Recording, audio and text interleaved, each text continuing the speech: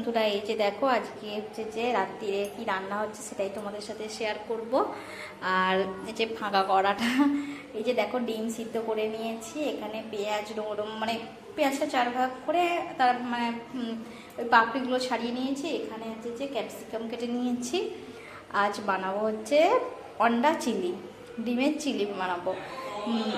এই যে দেখো এখানে ডিমগুলো সিদ্ধ করে নিয়েছি। এগুলোকে আমি ছোট ছোট করে পিস করে নেব। পিস করে নিচ্ছি, নিয়ে আবার তোমাদের সাথে কাছে আসছি, দাঁড়াও।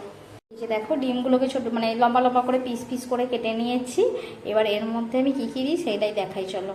এর মধ্যে দিয়ে দেবো কর্নফ্লাওয়ার, যাতে ডিমটা আর ভাঙবে না, আর বেশ ভালোই হবে। শক্ত শক্ত হলে একটু মানে চিলিটা হতে সুবিধা হবে। জানি না, হয়তো তোমরা সবাই বানিয়ে খেয়েছো, আমি তো বানাচ্ছি তাই তোমাদের সাথে শেয়ার করছি। সামান্য একটু নুন দেবো সামান্য একটু হলুদের গুঁড়ো, একটু লঙ্কার গুঁড়ো দিয়ে এটা হালকা হাতে একটু নাড়িয়ে নিয়ে এটা তেলে ভাজবো। বেশি নাড়াচাড়া করবো না, কোনো রকমে একটু নাড়াচাড়া করে এটা তেলে ভেজে নেব। এই যে দেখো একদম বেশি নাড়াচাড়া করিনি, শুধু ওপর ওপর যে দিয়ে নিয়েছিলাম সেটাই ওপর দিয়ে দিয়েছি, নাহলে তো ডিমটা ভেঙে যাবে, সেই জন্যে। আর এগুলো এবার ভালো করে উল্টো পাল্টে ভালো করে ভেজে নেব। দেখো ডিম ভাজলে যেরকম ফেনা হয় সেদ্ধ হচ্ছে। যে দেখো এগুলো ভেজে নিয়েছি, এবার এইগুলো হচ্ছে ছেড়ে দেব আস্তে আস্তে। একটা ডিম ভেঙে গেছিলো, বুঝলে, একটা ডিম ভেঙে যাওয়ার জন্য ওই একটা ডিমটাই 4 খাদি করেছিল, 4 খাদিটাই ভেঙে গেছে।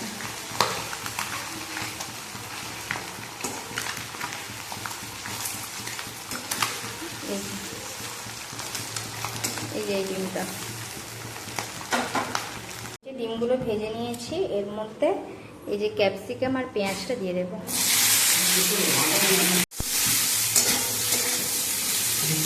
এগুলোকে একটু ভেজে নেবো। এর মধ্যে একটু কাঁচা লঙ্কা দিয়েছি, যেমন ভাজে, বেশি তো ভাজার নয়, হালকা করে একটুখানি টস করে নেওয়া শুধু।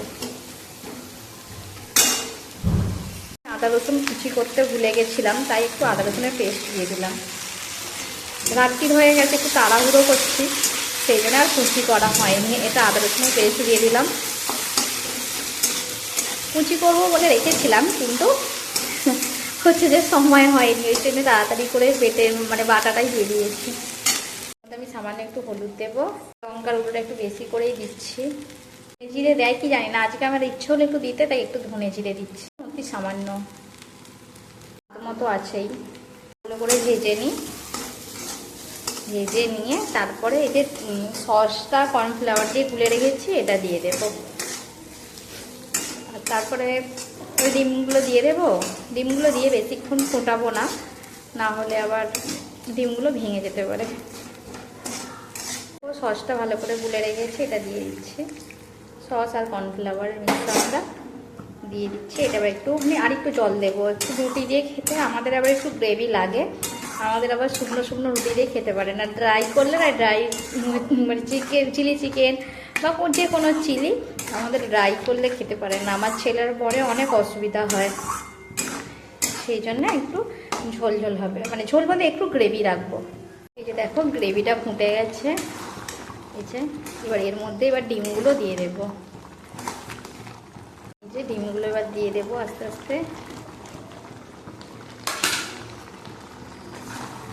ডিমগুলো দিয়ে বেশি নাড়াচাড়াও করবো না, বাই চান্স ভেঙে টুকরো হয়ে যেতেও পারে। এবার এটা আর একটুখানি ফুটুক,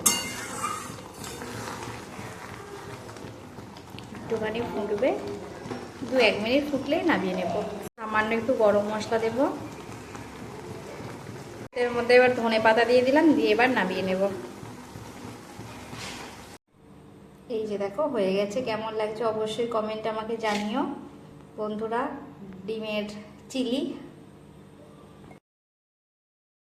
কেমন লাগলো রেসিপিটা অবশ্যই আমাকে কমেন্টে জানাতে ভুলো না, আমি অবশ্যই তোমাদের কমেন্টের অপেক্ষায় রইলাম। আর আজকের ভিডিওটা একদম ছোট করেছি, তোমরা ফুল ভিডিওটা ওয়াচ করো বন্ধুরা। আজকের মতো আমি আসি, টাটা বাই বাই। ভালো লাগলে লাইক কমেন্ট শেয়ার করতে একদমই ভুলো না।